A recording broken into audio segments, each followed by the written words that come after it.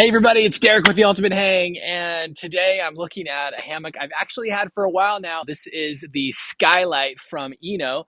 It is their bridge hammock. It's kind of a upgrade to a new technical hammock for ENO. ENO has really taken cues from a lot of the existing hammocks out in the market today and created their own style that I think really delivers on all of the key points. So let's show you some of those things within the SkyLite today, and I'll tell you what I think about it.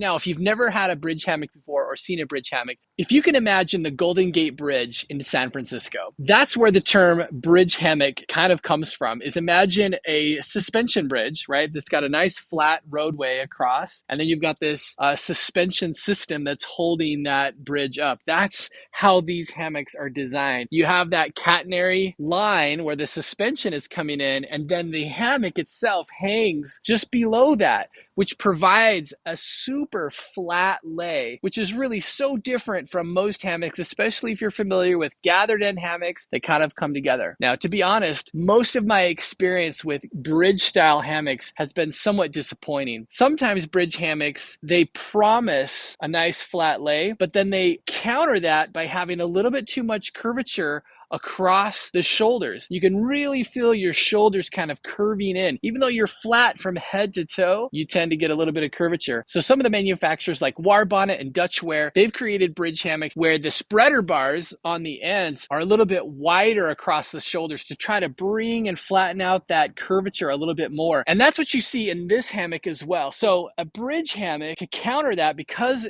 like I said before, because of that suspension bridge design, and it drops the body of that hammock lower, it does help lower the center of gravity a little bit more, so it's not along that catenary cut right here. Now that said, bridge hammocks can still be a little bit more tippy than a regular gathered end hammock because it is a little bit higher. It's lifted up along that center line a little bit more, so you do have to be a little bit more careful about getting in and out. However, these style hammocks are a little bit more stable. Now let's take a look at that spreader bar.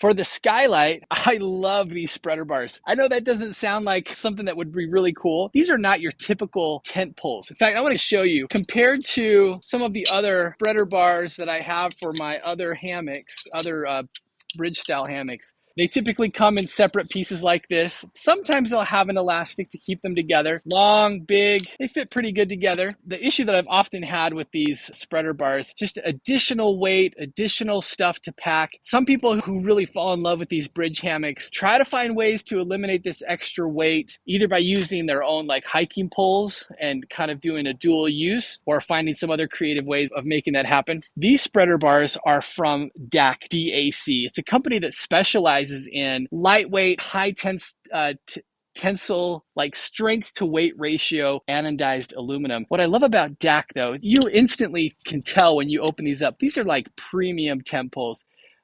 Well, spreader bars in this particular case, but you instantly feel like they just feel such a high quality compared to some of these other tent poles. The sound, the feel, the anodization process is actually quite unique. They go through, as I was reading up on it, a more sustainable solution with less chemicals in the system, more sustainable from a recycling perspective as well. And they just feel and sound amazing. They do have the elastic as well, and they just snap just beautifully together. I love too that these poles, you can see it's a 3-segment design, so it packs down a little bit smaller. It's a lot easier to pack, and I'm not going to lose it. Compared to some of these other, some of you may recognize, this is a spreader bar from one of the top manufacturers of bridge hammocks. And I'll tell you, I always worry about losing these pieces because they all kind of just go together like this, but if you don't know how to put it back together again, you can misplace these pieces. So I just have never been a huge fan of all the little pieces that you have to put together. This solves that. I love these new DAC poles. And you'll notice too on the ends, they just have this little plastic connector, and they don't need additional hardware on the ends. It just snaps in around the suspension. And for suspension, they're using a nice 7/64 amp steel, typical of some of the other brands out there. So the strength and weight is maximized, goes together beautifully. Now, let's take a look at some of the other features on this particular hammock. On the ends, they're using a toggle system. So if you have a suspension system, just keep in mind that in order to use this, you're going to have like a looped end on your suspension. A whoopee swing works great. ENO sells separately their Helios hammock system, their suspension system, and that's what I'm showing here today. It goes on and works beautifully. It is sold separately, but works perfectly. You can see here a very simple spreader bar connection and triangle at the end. Just, not a lot of fuss. It's very beautifully put together. See this little loop right here that connects to the bug net tie out with a nice plastic hook here that pulls out the bug net. Just gonna clip that back in. It's nice, I can do it with one hand, very easy.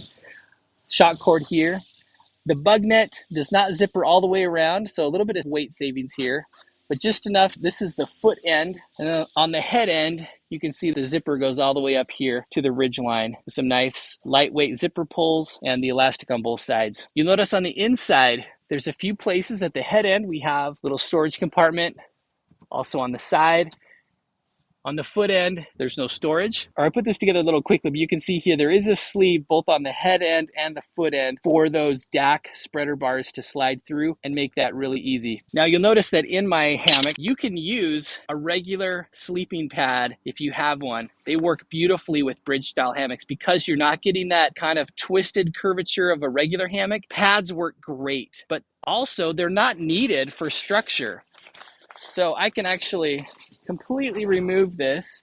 If I don't need the extra warmth, the structure is not compromised. Now this hammock is very unique from a lot of other bridge hammocks. You can see it's been put together in kind of this geometric fabric. Everything is kind of sewn together. You can see here in the foot area, you've got a nice area here where your feet can lay down flat. No seams or extra strain here, pulled out on the sides. Now, even though there are seams here in the middle, I have not had any problems or felt that. Of course, when you have a pad that minimizes that extremely, but not a problem. When I sleep in a bridge style hammock, I need a pillow. Usually for a regular hammock, I don't need a pillow at all, but definitely for one of these bridge hammocks, I need something for my head. Now, I'm lucky that I can pack this. If I were going backpacking, I'd probably just use some extra clothing or a stuff sack for my pillow. Now let's talk about backpacking versus car camping. What's the weight? Well, this fabric, this is a 40 denier ripstop fabric, really nice and lightweight, very strong. But with the spreader bars, this hammock by itself is about 2 pounds. Now, for some folks, a 2-pound single person without a tarp is a fairly heavy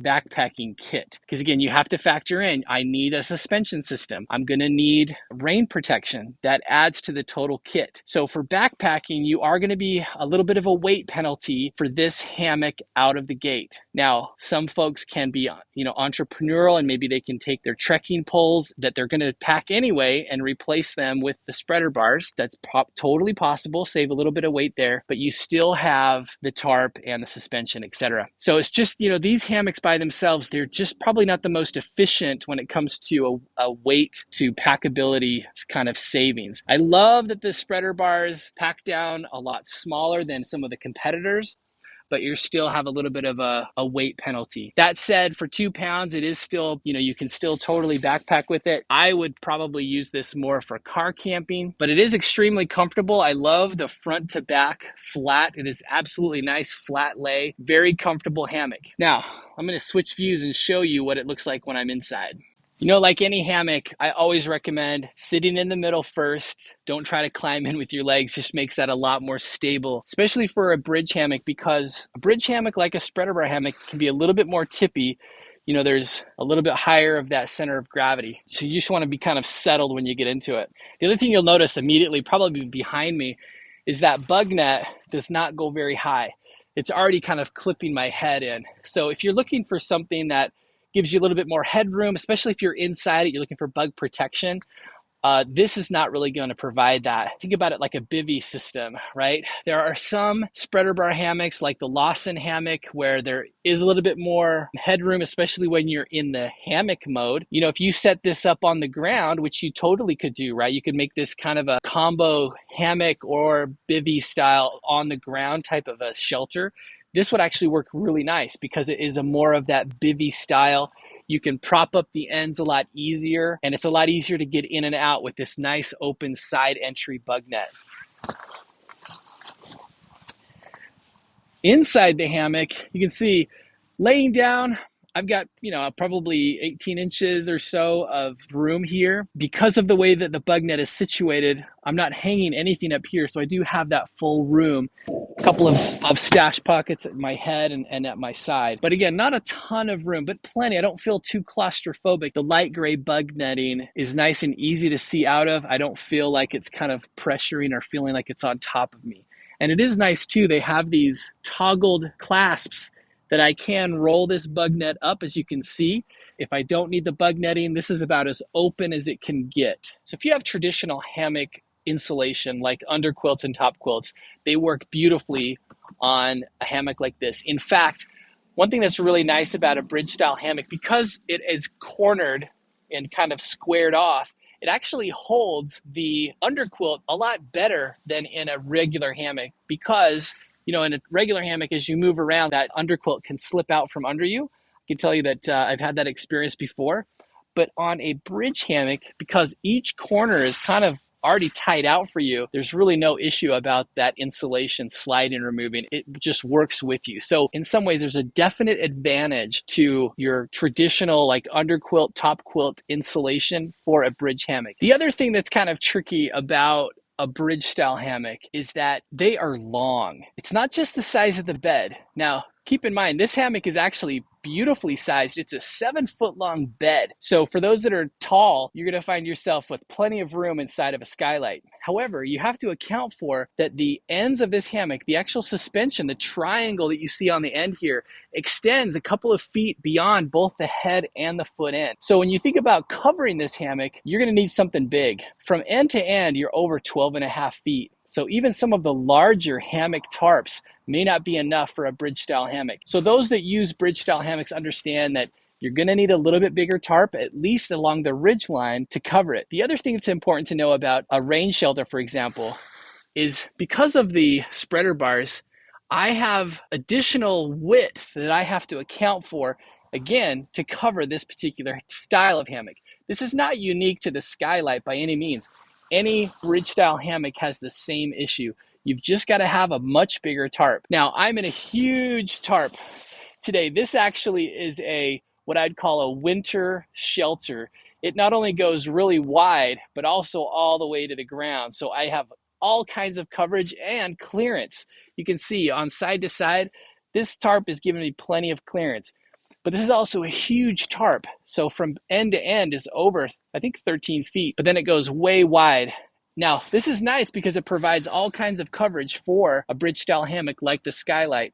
If I used a smaller tarp, number one, I have to be very careful about those spreader bars kind of touching and causing abrasion on the sides of the tarp, as well as making sure I have enough coverage so that on the peak of this particular hammock, I'm providing coverage for the rain.